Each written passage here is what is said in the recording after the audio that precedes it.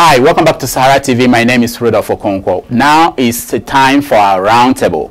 This is when we discuss all the hot topics of the day. We have as our guest today the editor-in-chief and publisher of Empower News. He's also the foreign correspondent for the Guardian newspaper in Nigeria, Mr. Laolu Akande. Akande, welcome to the show. Thank you very much, Rudolf. Thank you for having me. Also, we have Olusola Ogundola, who is the Ford Foundation International Fellow and Media Analyst. He's joining us from Syracuse, New York. Welcome to the show. Thank you very much, Mr. Rudolf. Okay, so let's start from the hot topic of today. We are talking about the comment made by Buhari concerning 2015 election. Akande, let me start with you. What do you think about that comment? Well, I think the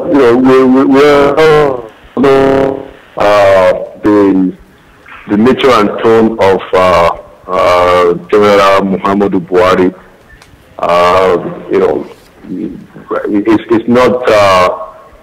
It's not new that he will express or he will represent that kind of radical, even if at times one tunnel vision kind of perspective. But having said that, we must appreciate that the way and manner elections are conducted in Nigeria lends itself very easily to that kind of statement.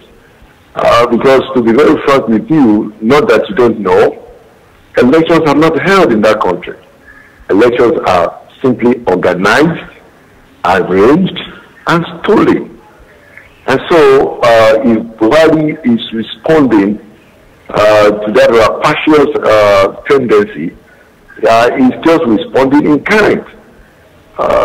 So I would rather look at what Buhari is saying relative to the situation in Nigeria, relative to the political situation in Nigeria. You know, what he's saying is just in line, in spirit and in attitude to the conduct of national elections in Nigeria. So I'm not really bothered that he's saying anything that doesn't match what's on the ground. Now, there's a way in which you can look at what he's saying and say that, is that legal?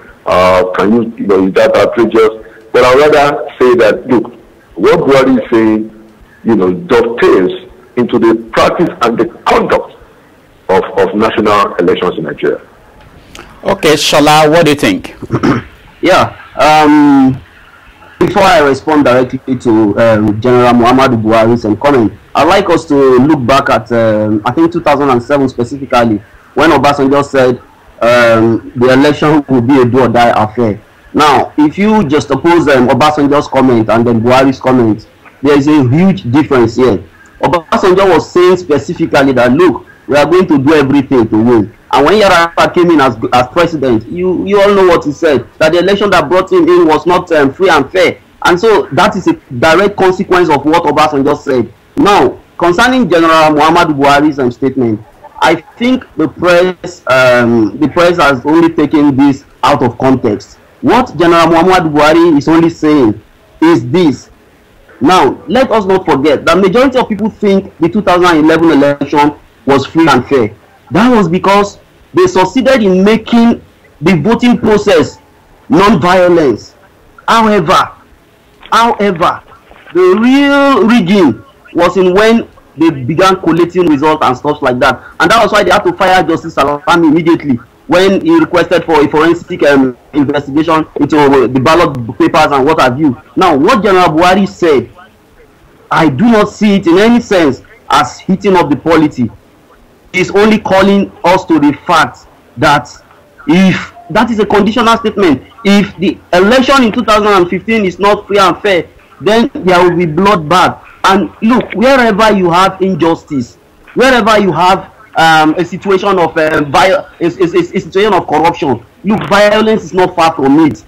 Buhari is only calling us, Buhari is only putting us on our toe that we must wake up, and PDP must understand that this is beyond just getting non-violent people in polling booth. Look, this thing must get very clean. It must come out very clear, because you can see what happened. Look at the violence going around in the country now, just because the 2011 election, and people did not even get it clearly that it was not that clean. But look at what is going on. So Buhari is only calling us to the fact that we must wake up. INEC, PDP, and whatever their name is. Look at what happened in Edo State. I'm sorry, I'm just taking this too long.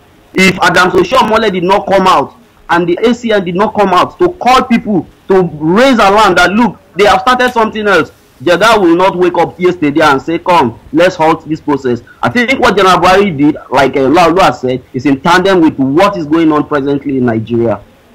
Now, Akande, why is it that you understood it this way? Shola understood it this way, but there are a lot of people who do not understand it the same way you two understood it. What is going on? Why is it that a lot of people are feeling that this is heating up the system, this is kind of inciting people to go in and cause violence when after the election?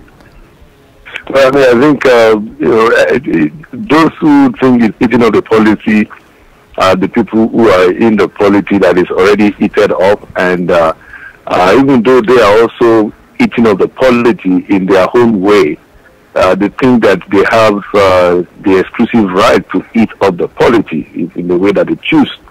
Now, I mean, I don't think that this is a peculiarly PDP problem. It is a PDP problem, but it's also a ACM problem, and it's also the Buhari's party's problem. All of these guys are basically the same. The difference is not of a kind, but of a degree. It's just the degree of the excessive nature. Hello? Hello. Yeah. I'm sorry. Okay. Yeah. So for me, the difference is not of a kind, is a difference of a degree. And so those who think that Buhari's comment is eating up the polity, in my opinion, in my humble opinion, they are not being very accurate. Let me just say that, because the system itself is eaten up. You know, if you think it's not eaten up, it is the silence of the grave.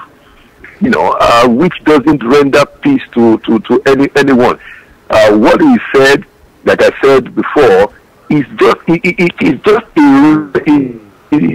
what I might even call a natural response to what they have turned the Nigerian polity to. It's just a terrain for brigandage. It's a terrain for the kinds of comments that you have.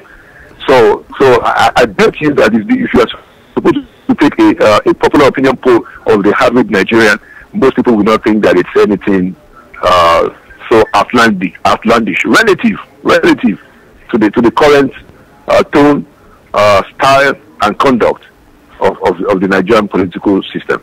Now, Shola, is it enough to say this will happen if we don't get this right? What are we doing? What should Nigerian people be doing to make sure we get it right?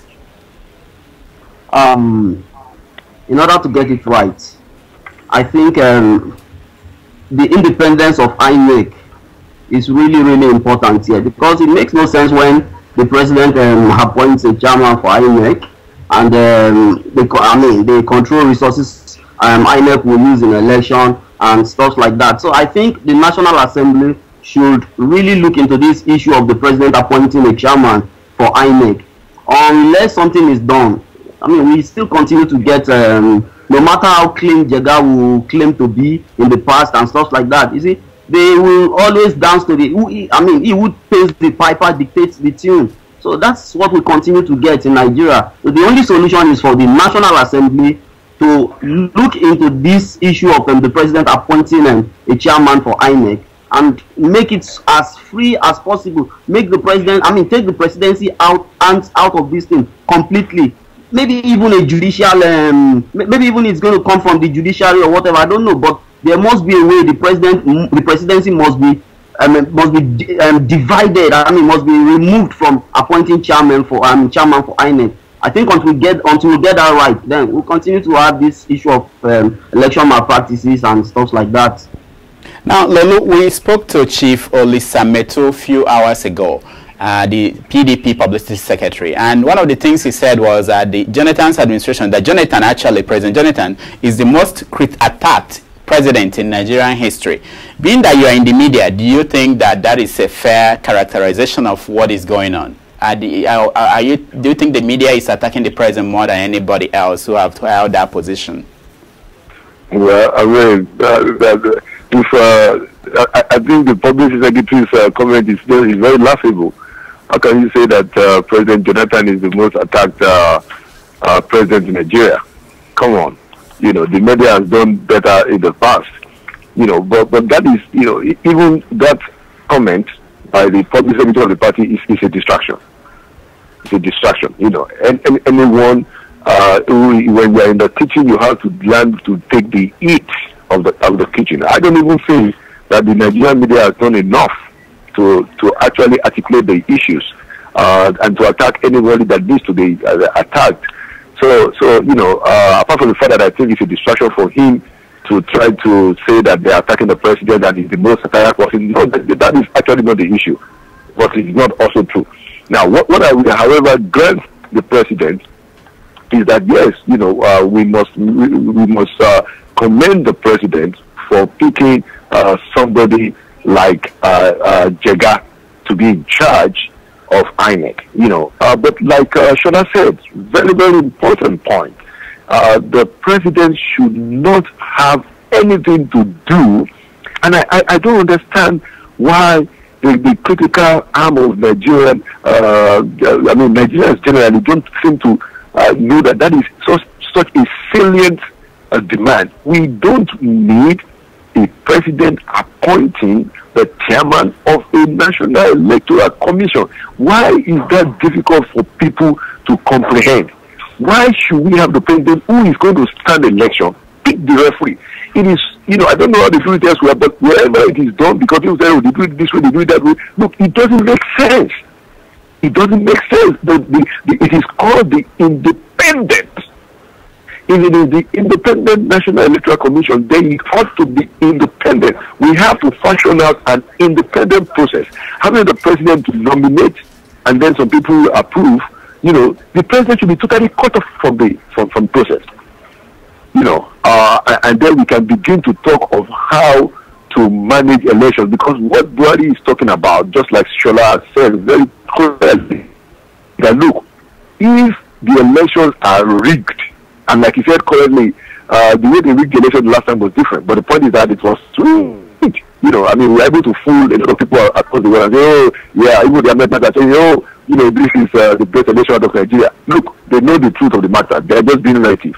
So Buhari is saying that, look, if you think that this is going to continue this way, then you have something coming, which is a very, you know, very fair thing to say. If you had limited it to just that, it's a very fair thing to say. Now, for him to now say that the blood will flow and stuff like that, well, it's just being in tandem with the rhetoric. You know, just like Shona said, you know, Obasanjo just stood up and said that do or die.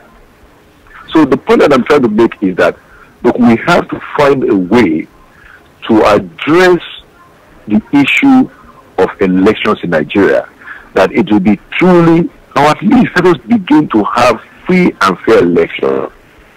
And having the president to still appoint the INEC commissioners, including the chairman, I cannot understand why everybody is not losing their cool over that. Now, that's interesting. Yeah, Shola. So why are our people, are they demanding for free and fair election from what you are seeing? Or are they satisfied with the status quo, the way the past elections have been going on? Yeah, Rudolf, there's something I'm going to say right away. Now, before I answer this question, look, Nigerians have been fooled.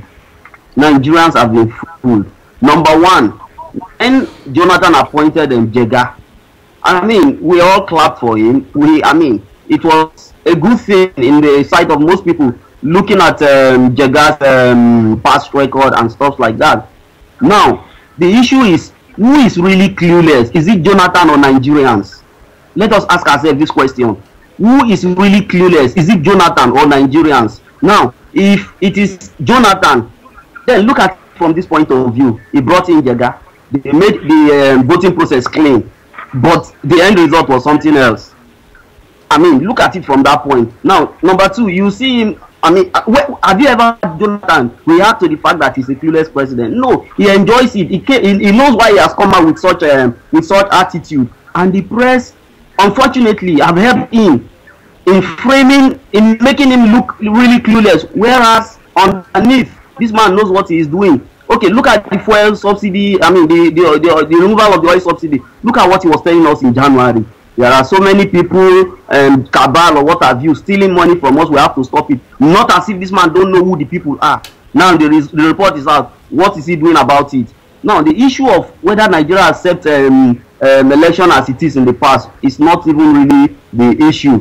Like you see in January, when people came out, Nigerians are beginning to wake up, whether we like it or not. And that really impressed me, because the grip of the church, I'm saying the church because the church has made so many Nigerians become foolish. In fact, the church made so many Nigerians become clueless. They will never fight for their rights. They are so heavenly conscious and utterly irrelevant. But now people are beginning to wake up. Now, whether we're enjoying what the past elections were like or not, it's not even the issue. Like General Buhari said, if 2015 is not free and fair, Buhari does not need to go out and bring anybody. No. People will rise up. People will rise up. Last week, I think somebody was talking of maybe there should be a coup to clean this thing up. We don't even need a coup. The people are going to rise up in 2015. We cannot take this mess anymore. So we are not satisfied with what's happening in the past. We are not going to be satisfied with it in 2015 if it continues this way. There will be a revolution. That's what I have to say. Now, Laolu, let me ask you, do you agree with Shola that the church had something to do with Nigerians not being active in fighting for change in their society? Well, I won't go as far as, criticizing the church as an institution, but I would rather say that I would prefer a situation where our prominent religious leaders play a more active role in advocating and articulating for a great and a better Nigeria. Those, the religious leaders that I know, do articulate this very clearly. And you will recollect that during the last election, one of them actually said very openly that if INEC rigs the election, that he will personally lead a protest. Now, that is very commendable, and that is the kind of advocacy that I believe that our prominent religious leaders should also engage in demanding for good governance. So I'm hoping that we have more of this. Now, but talking about the ordinary Nigerian going to church, look, we have to understand the psyche and the state of mind of the people. The average Nigerian person is victimized. They have been bamboozled. Look, anytime you travel in Nigeria, you can see how little human life is. It means next to nothing. So I'm not really expecting those people by themselves. Something radical has to take place to change their outlook. And that is where I would rather focus on the leadership, the pastors that are preaching on Sunday, the imams that are leading the mosque prayers on Friday. What are they saying?